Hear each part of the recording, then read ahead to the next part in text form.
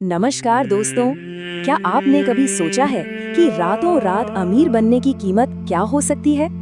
आज के हमारे इस विश्लेषण में हम एक बेहद ही खौफनाक और रोंगटे खड़े कर देने वाली कहानी पर चर्चा करने वाले हैं। ये कहानी है एक डार्क शॉर्टकट की, मतलब एक ऐसा रास्ता जो इंसान को पलक झपकते आसमान पर तो बिठा देता है, लेकिन उसकी जो कीमत चुकानी पड़ती है ना, वो कोई सपने में भी नहीं सोच सकता। आज हम अंधाधुंध विधि से जुड़े घटनाक्रमों और उसके पीछे के खौफनाक सच को गहराई से समझेंगे। तो चलिए बिना किसी देरी के सीधे इस रहस्य में उतरते हैं। इस पूरी कहानी की नींव रखने वाले इन शब्दों पर जरा गौर कीजिएगा। जो जागता है वो वरदान नहीं देता, वो सौदा करता है। ये लाइन शुरुआत में ही एकदम साफ कर देती है कि इस अंधकूप विधि में किसी चमत्कार या दया की गुंजाइश नहीं है। ये विशुद्ध रूप से एक व्यापार है, अंधेरे के साथ किया गया एक बेहद खतरनाक सौदा। और याद रखिए, जब हम अंधेरे से कुछ मांगते हैं ना, तो बदले में वो भी कुछ ऐसा मांगता है जिसकी हम और आप कल्पना भी नहीं कर सकते। तो चलिए सबसे पहले बात करते हैं इस रहस्यमयी अंधकूप विधि की, कि आखिर ये डार्क प्रैक्टिस शुरू कैसे हुई और इसके पीछे कौन था। इस कहानी के पूरे मनोविज्ञान को समझने के लिए हमें दो बचपन के दोस्तों को देखना होगा, मिथुन और राजन। राजन बिल्कुल हम और आप जैसा है, जो लगातार मेहनत करने में यकीन रखता है। उसकी एक सुरक्षित नौकरी है और वो अपनी उस धीमी लेकिन पक्की तरक्की से पूरी तरह संतुष्ट है। लेकिन मिथुन, उसका नजरिया बिल्कुल अलग है। वो कड़ी मेहनत को तो बस गुलामी मानता है। उसे हर चीज में सिर्फ जुगाड़ चाहिए। बिना पसीना बहाए सब कुछ पा लेने की उसकी यही इच्छा असल में उसका सबसे बड़ा दोष बन जाती है, जो पूरी कहानी को इस खौफनाक रास्ते पर ले जाती है। अब आप सोचिए, कोई इंसान शॉर्टकट के चक्कर में कितना अंधा हो सकता है। मिथुन को इस खतरनाक काले जादू के बारे में किसी प्राचीन या प्रमाणिक ग्रंथ से नहीं, बल्कि जेल के एक पुराने फटे हुए अखबार के पन्ने से पता चलता है।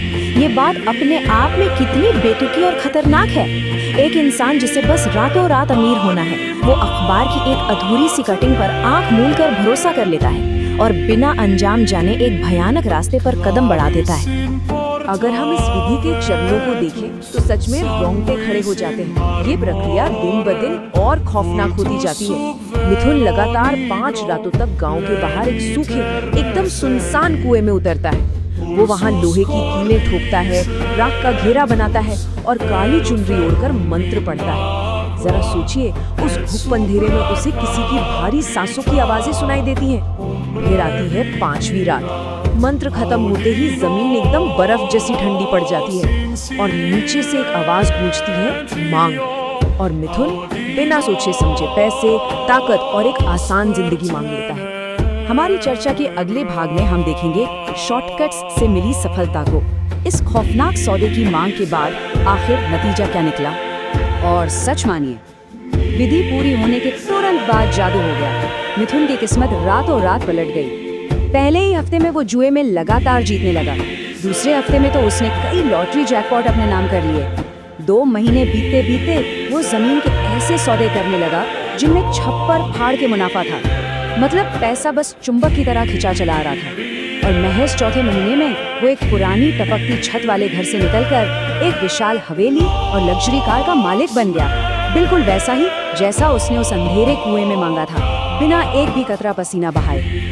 फिर आता है वो संडे की दावत का दिन। मिथुन अपने दोस्त राजन और उसकी पत्नी को अपनी इस नई आलीशान हवेली में बुलाता है। वो अपनी दौलत का पूरा दिखावा करता है, ढेरों नौकर, एकदम शाही खाना। लेकिन यहाँ हमें राजन के नजरिए से देखना होगा। राजन अपने दोस्त के लिए खुश तो था, लेकिन उसे अंदर ही अंदर एक अजीब सी, बहुत ही गहरी घबराहट महसूस हो रही थी। क्योंकि एक बहुत ही बुनियादी सच है, बिना मेहनत की तरक्की हमेशा, जी हाँ, हमेशा एक छिपी हुई कीमत के साथ आती है। और राजन का ये डर बहुत जल्द सच साबित होने वाला था। लेकिन जैसा कि कहते हैं ना, हर शॉर्टकट की एक एक्सपायरी डेट होती है। तो अब आते हैं हमारी चर्चा के तीसरे हिस्से पर, अधूरे ज्ञान का परिणाम। महज 5 महीने बीते थे और पासा पलटने लगा। जो पैसा पानी की तरह आ रहा था, वो उसी तेजी से जाने लगा। एक बड़ा जमीन का सौदा बुरी तरह बिगड़ गया। 6ठे महीने तक जुए और लॉटरी की वो जादुई किस्मत पूरी तरह से गायब हो गई। 7वें महीने में नौबत ये आ गई कि मिथुन पूरी तरह दिवालिया हो गया और उसे अपनी वो लग्जरी कार तक बेचनी पड़ी। लेकिन बात सिर्फ पैसों की नहीं थी। 8वें महीने तक आते आते उसे हर रात एक भयानक सपना आने लगा। जैसे वो किसी अंधेरी गुफा में है और उसका दम घुट रहा है, जैसे कोई चीज अपना हिस्सा वापस मांग रही हो। अब पानी सिर के ऊपर से जा चुका था। हताश और बुरी तरह से डरा हुआ मिथुन टूट जाता है और राजन के सामने सब सच उगल देता है। राजन फिर मदद के लिए गांव के एक विशेषज्ञ को बुलाता है, बाबा गोरखनाथ। ये इस पूरी कहानी का टर्निंग पॉइंट है, क्योंकि तांत्रिक बाबा गोरखनाथ के आने के बाद ही इस अखबार की कटिंग वाले काले जादू का असली और भयानक सच सामने आने वाला था। और यहीं पे सामने आता है वो रूह कपा देने वाला सच। बाबा गोरखनाथ कुएं को देखते ही तुरंत समझ जाते हैं कि मामला क्या है। ये कोई जादुई मन्नत मांगने वाला कुआं नहीं था। असल में वो एक शैतान को जगाने की खौफनाक विधि थी। एक ऐसा शैतान जो आपकी इच्छाएं तो पूरी कर देता है, लेकिन उसकी कीमत क्या है? हर अमावस्या को रक्त की बलि। मिथुन ने अखबार की अधूरी जानकारी से शैतान को जगा तो लिया, सौदे के मजे भी लूट लिए, लेकिन उसे उस कीमत के बारे में कुछ पता ही नहीं था। उसने उस शैतान को महीनों से भूखा छोड़ रखा था। और अब हम आते हैं इस कहानी के आखिरी और सबसे खौफनाक हिस्से पर। जब सौदा टूटता है तो अंधेरा अपना बदला कैसे लेता है। महालय अमावस्या की वो काली रात आ जाती है। अपनी जान बचाने के लिए मिथुन अपना बकाया चुकाने के इरादे से एक काले मुर्गे के साथ दोबारा उसी कुएं में उतरता है। बाबा गोरखनाथ बाहर खड़े होकर नजर रखते हैं। मिथुन कांपते हुए मंत्र पढ़ता है और जैसे ही वो बलि देता है, कुछ बेहद खौफनाक होता है। खून जमीन पर गिरते ही पलक झपकते गायब हो जाता है, जैसे जमीन उसे पी गई हो। और तभी पूरा कुआं जोर से कांपने लगता है और जमीन में भयानक दरारें पड़ने लगती हैं। और उन दरारों के बीच से एक बेहद भारी, खुरदरी और डरावनी आवाज गूंजती है, मैंने तुझे सब कुछ दिया, आज मैं खुद अपना हिस्सा लूंगा। ये आवाज साफ बता रही थी कि डार्क फोर्सेस के साथ किए गए सौदे में कोई माफी या एक्सटेंशन नहीं मिलता। और फिर जो हुआ वो सच में डरा देने वाला है।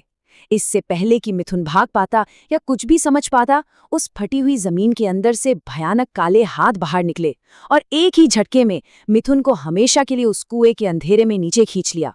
उसके बाद एकदम सन्नाटा, कोई हलचल नहीं, कोई आवाज नहीं। वो जमीन उसे पूरी तरह से निगल चुकी थी और हमेशा के लिए शांत हो गई। बाहर खड़े बाबा गोरखनाथ बस देखते रह गए। उनका ये कहना बिल्कुल सच साबित हुआ कि अगर शैतान का अपमान हुआ तो वो अपना बदला खुद लेता है। ये लाइन इस पूरी लोक कथा के खौफनाक नियमों को एकदम साफ कर देती है। मिथुन के इस भयानक अंत का जिम्मेदार कोई और नहीं, बल्कि उसका वो अधूरा ज्ञान था, जिसके सहारे उसने एक ऐसा शॉर्टकट लिया जिसकी कीमत वो कभी चुका ही नहीं सकता था। तो दोस्तों, ये पूरी कहानी हमें एक बहुत ही गहरे सवाल के साथ छोड़ जाती है। क्या वाकई में बिना मेहनत के किसी शॉर्टकट से मिली सफलता हमेशा कोई ना कोई भारी कीमत वसूलती है? सिर्फ मेहनत से बचने के लिए एक ऐसा डार्क रास्ता चुना गया जहां से वापसी मुमकिन ही नहीं थी। इस विश्लेषण से एक बात तो एकदम साफ है कि शॉर्टकट्स और जुगाड़ का लालच कभी-कभी हमें ऐसे अंधे कुएं में धकेल देता है जहां सिर्फ और सिर्फ तबाही होती है। आज की इस चर्चा में बस इतना ही। इस सवाल पर जरूर विचार कीजिएगा। अगले विश्लेषण में आपसे फिर मुलाकात होगी।